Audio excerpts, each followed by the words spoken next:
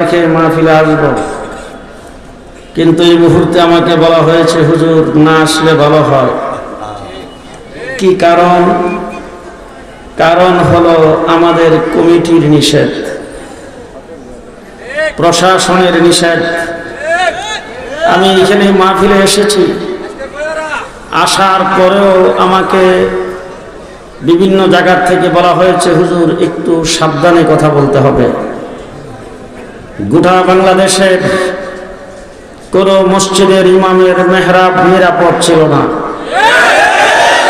কোন জুমার মসজিদের খতিবের মিম্বর নিরাপদ ছিল না, কোন ইসলামী সম্মেলন ওয়াজ মাহফিলের স্টেজ আলেমদের জন্য নিরাপদ ছিল না।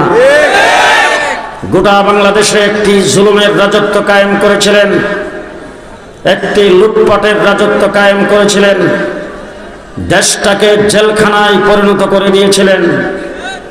কথা কথায় বলতেন খেলা হবে।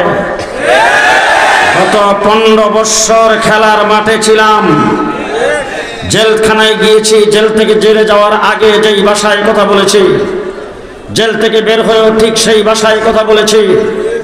15 বছর শাপলা চত্বরে তোমাদের সাথে খেলছি, খেলার মাঠে আমরা 15 বছর ছিলাম।